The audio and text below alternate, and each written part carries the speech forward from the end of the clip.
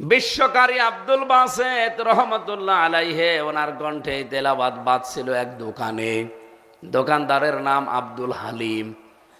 মেয়ে লোক দুইটাকে বলছে, হোটেলে যাও, কামরা ঠিক করা আছে, যাও, আমি আসছি। লিফট দিয়ে নিচে নেমে নিচে, একেবারে নিচে এসে দেখে যে এই দোকানে বাজতেছে। উনি মনে করছে গান, কারণ ও তো গানের মানুষ। যে যেই লাইনের মানুষ ওই লাইনে তার খোঁজ থাকে বেশি। ও গান মনে করে দোকানদারকে এসে বলছে যে গান বাজছিলেন, এই গান আপনি কোথায় পেলেন? এর সুরকার কে? এর গীতিকার কে? কে বানিয়েছে এই গানটা? সুর দিচ্ছে কে? দোকানদার ডাক দিয়ে বলে, আল্লাহর বান্দা,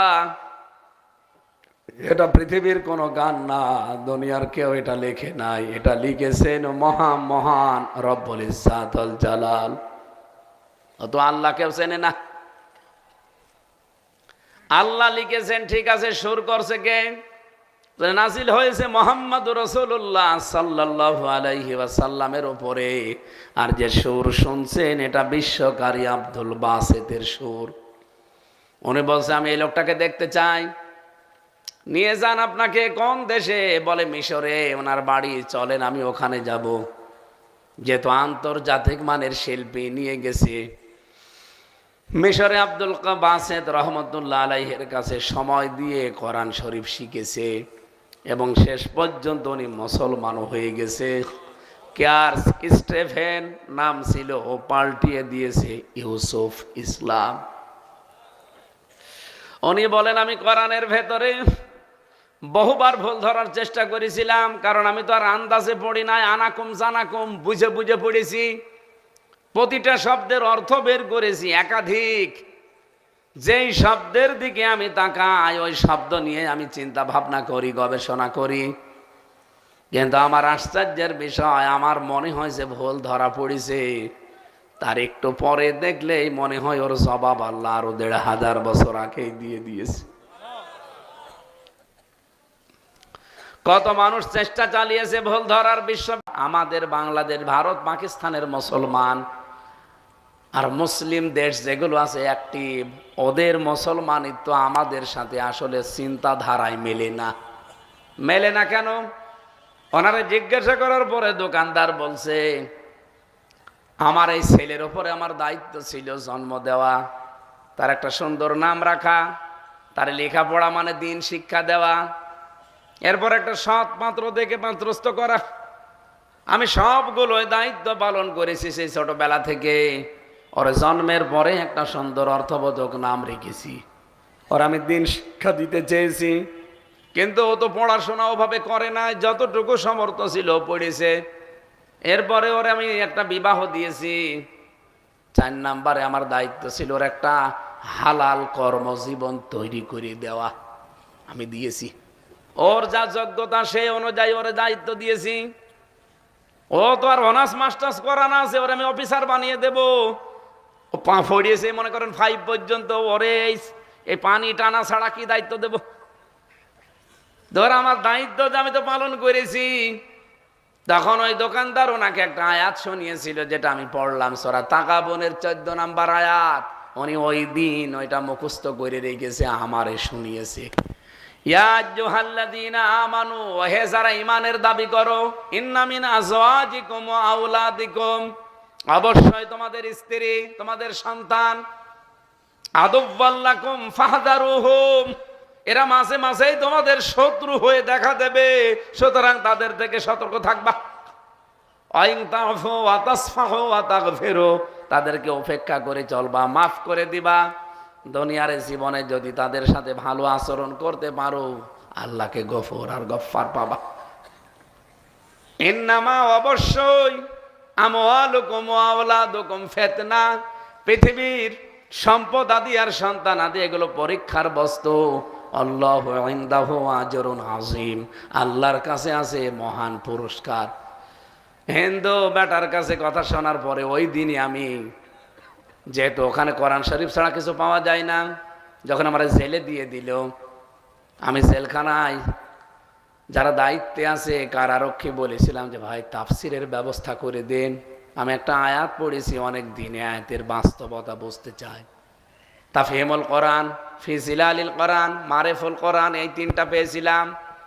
এইগুলো যখন নিয়ে এসেছে পোড়াটা মিলিয়ে দেখলাম ও হিন্দু যা বুঝেছিল আসলে 100% সঠিক।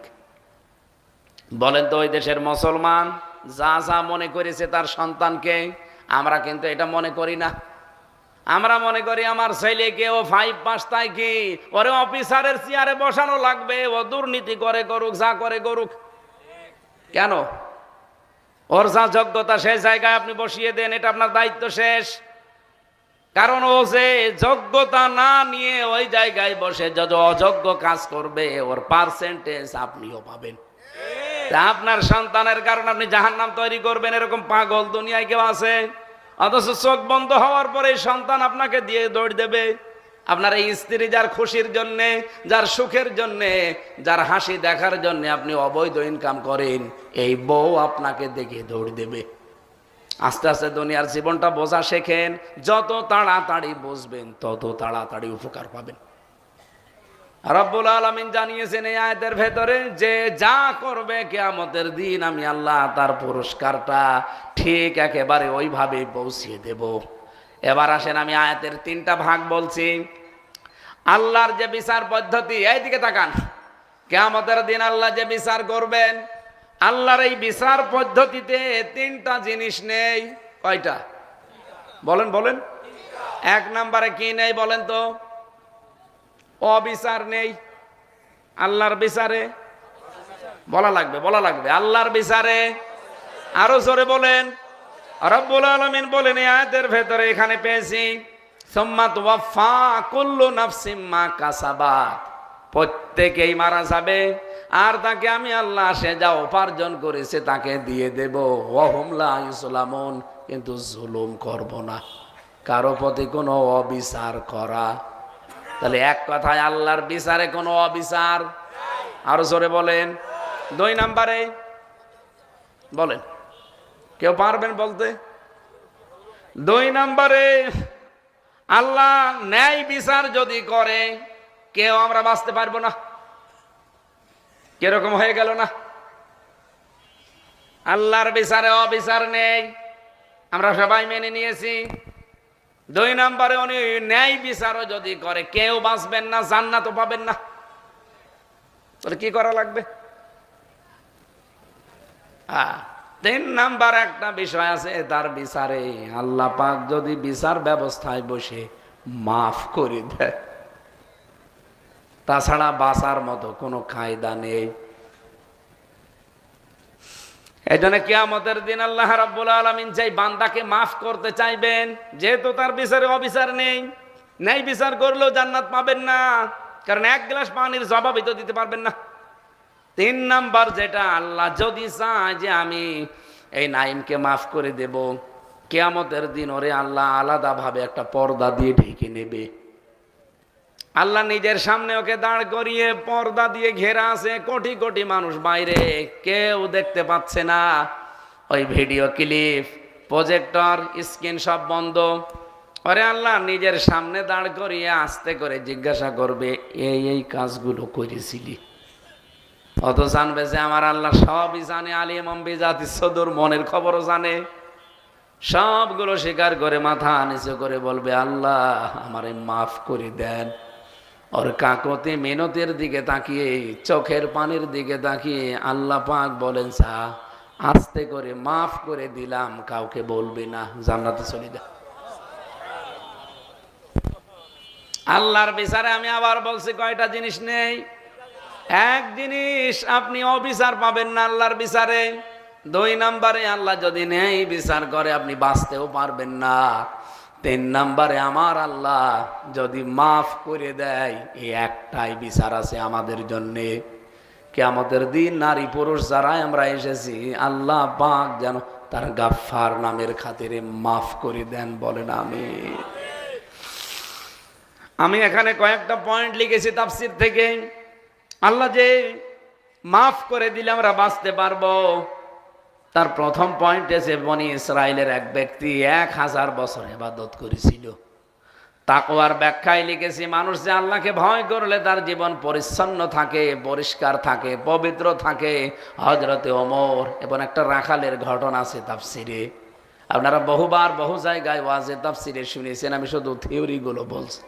3 নাম্বার এক গোয়ালিনী এবং হযরত ওমরের কাহিনী শুনেছেন।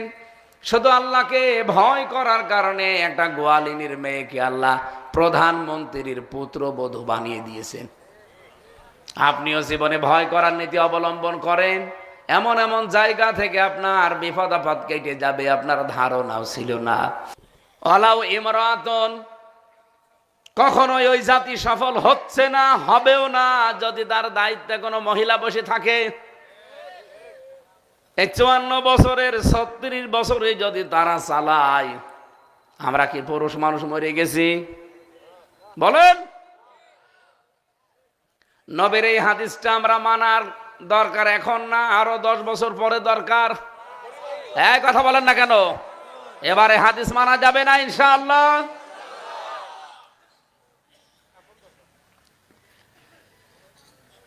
কোরআনে কারিমের ভুল ধরার জন্য বহু মানুষ পৃথিবীতে চেষ্টা চালিয়েছে।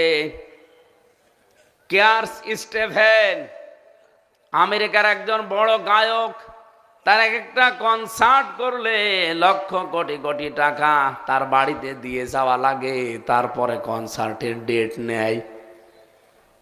কোরআনে কারিমের একটা আয়াত শোনার পরে এই লোকটা মুসলমান হয়ে গেছে, নাম পরিবর্তন করে দিয়েছে ইউসুফ ইসলাম।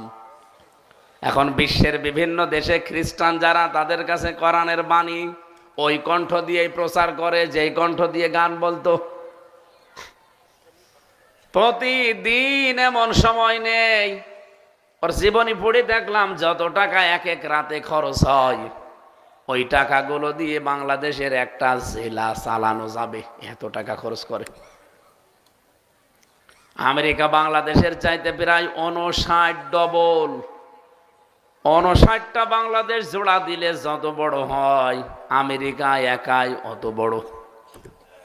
এ বিশাল দেশের ভেতরে নাম করা না, তামাম পৃথিবী তাকে চেনে। আপনি হয়তো চেনেন না, কারণ আপনি ওই জগতের মানুষ না। কেয়ার্স স্টিভেন, 2 দিকে সব সময় উলঙ্গ অর্ধ উলঙ্গ মেয়ে লোক থাকে আমোদ ফুর্তি করার জন্যে। কণ্ঠটা আপনি ইন্টারনেটে সার্চ দিয়ে দেখবেন, তার কণ্ঠের ভেতরে একটা আলাদা জাদু আছে। একবার লিফট দিয়ে উঠছিল 75 তলা বিল্ডিং এ, হঠাৎ করে কানের ভেতরে একটা আওয়াজ ভেসে এসেছে, এই যে আয়াতটা পড়লাম এইটা, মা কানা মুহাম্মাদুন আবা আহাদিম মির রিজালিকুম ওয়ালাকিন রাসূলুল্লাহি ওয়া খাতামান নাবিয়্যিন।